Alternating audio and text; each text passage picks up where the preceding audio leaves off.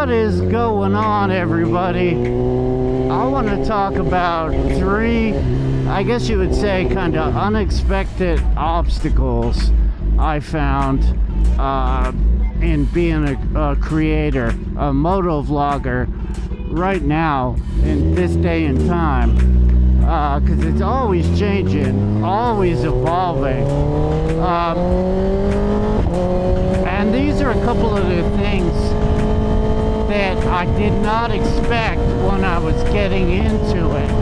Now, you get a general idea of what kind of content you're going to do, and you think, all right, well, I like riding bikes, I know a lot about them. I'm just going to share a little bit of my love and knowledge. And then there's all these little roadblocks. I'm just going to talk about three ones I did not see coming. And this one it's kind of a small one, but language and copyright. Like, I didn't realize how much bad language I used until I started doing social media full time. I didn't realize how much bad language I used, and when I had to cut it out, it just sounded so fake. I watch a lot of people on YouTube over the years, and I just, none of them used bad language, and I just thought it was, for religious reasons or, so cutting that out, that's not a big thing, and I've gotten pretty good at it, but Google, who basically ends up paying you when you're a YouTuber, they're not down for bad language. So you got to learn to cut that out, and you got to catch yourself not saying weird stuff like holy fudge, then you just sound like a nut. And the copyright with the music, oh my gosh, that'll drive you nuts too. You could use this type of music when doing a YouTube short, but not on TikTok, and you could use this type of stuff on Instagram, but you can't use it, it'll drive you nuts. And that's why you often hear, the elevator kind of music.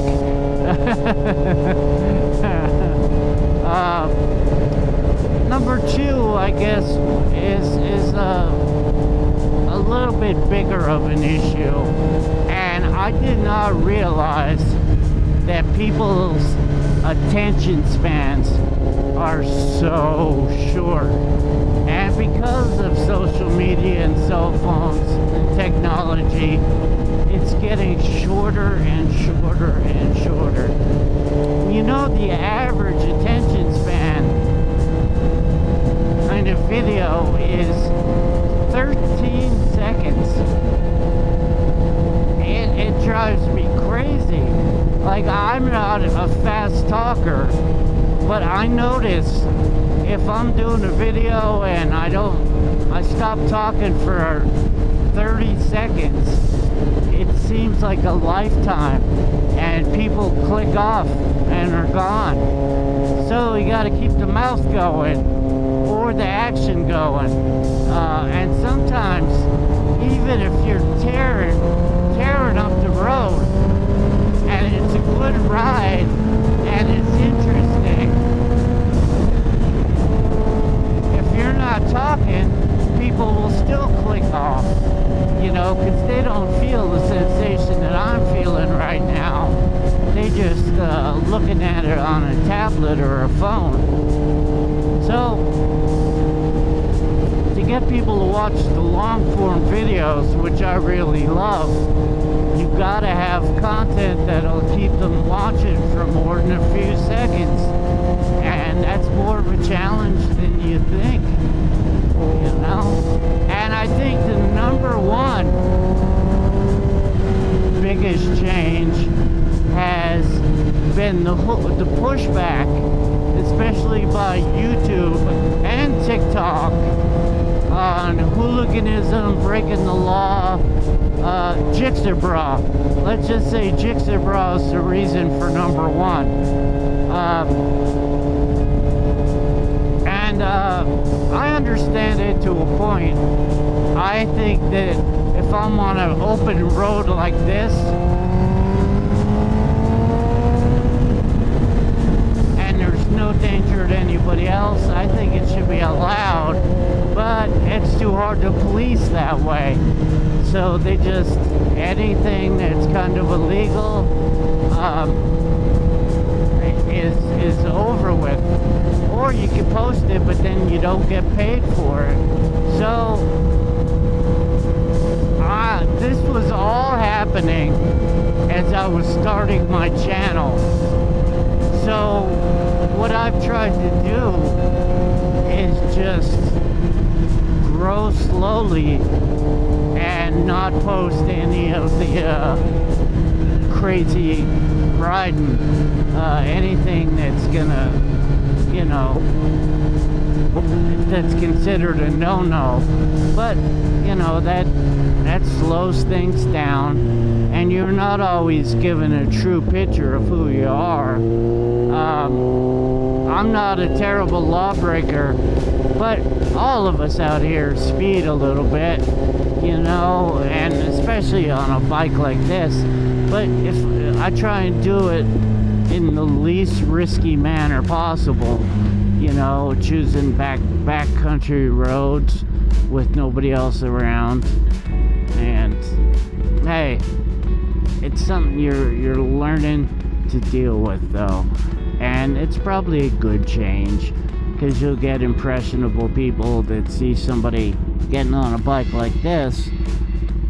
I have years of experience to be able to ride this bike, but you know, I see kids, they come up and talk to me who've never even had their first bike, and they're watching Jigsaw and Ghost Rider and things like that, and they think they're gonna just get on a ZX10 and R1 and S1K and do wheelies at 150, you know, without learning how to ride on their first 400 or 500, you know.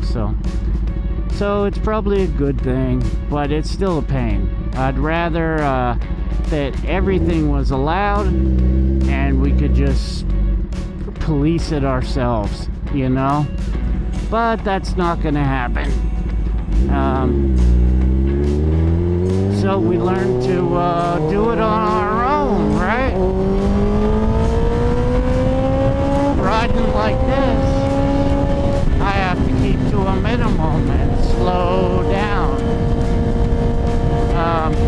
Anyway, thanks for checking out my vid, and if you want to start recording your rides, I'll put a link for the Insta360H Pro in the description.